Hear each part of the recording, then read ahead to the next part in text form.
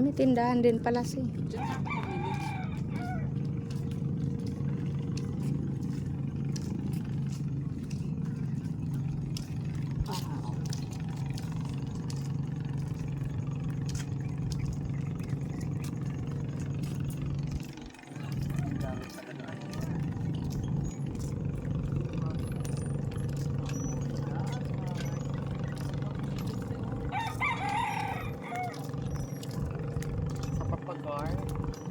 Haba pa ng bahay niya. Tumaba ng bahay niya sa puntar kusina yun malamang.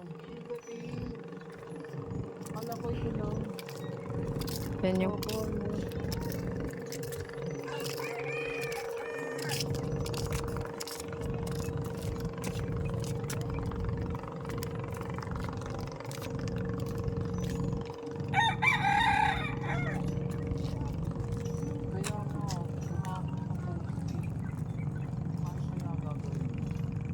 bakit?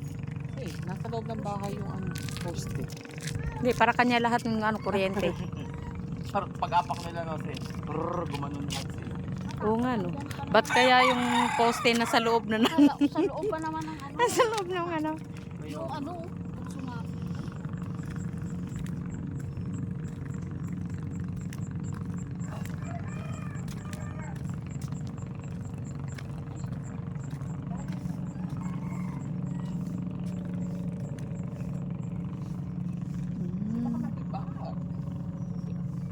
Malalim pala siya, si.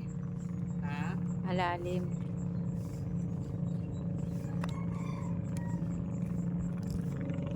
Ito hindi na ito malalim. Ano? Malalim? Malalim na rin na. Ito na yung ano, ito na yung papatayan ni Kitty na bahay. Ilagyan ng ganun mo. Grabe. Mga bahay din doon, no? Ayun, no? No, se, mga bahay din. Ayun nga, yun nga, laki ng bahay dun. No?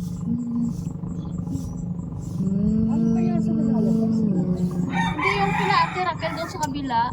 Ginagawaan nila ng tulay eh. Mga bahay. Pero maumpisahan pa lang yata. Ayun. Pumunta na sila sa dyan eh. Sama si Yael yata yun. Oo. Si Boss Jerry. Oo. Pumunta na sila dyan. Ang binyag. Mga laksin. Ano sila ng binyag. Tinan mo yung bahay din si. Forma niya. Ayun si oh. Forma ng bahay. Oh. Ayoko nga. Bahay no? Diba? Galing. Kaso tulog pa walang tao. Tulog pa siya si. Dami nga pala sabi ni ating bahay doon. Ang dami nga oh, ayun oh. Ayun oh. So, ayun oh, oh, tinan mo oh. Kaya. Oh, ang dami, dikit-dikit pa mo. Oo. Ayan nga si. Yun pala yun. Ay, sinabi niyang may tulay. Oo. Dito siguro yan. Kaya pala. Kaya pala. Kaya pala. Pala Kaya pala. Kaya. Uh-huh. Uy, asan na yung mga bibili natin nung oras na? Alas 5 na. Ang petsa na. Malate na tayo, malate. Kayo may kayo nalala po.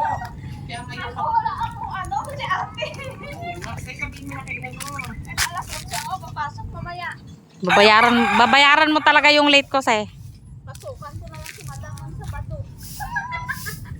Sabi niya, ano ba yan? Nagpaalam ka na may birthday. Napakahalaga naman yan. Ah! Gusto niya iwanan ko siya. Malapit na pasukan.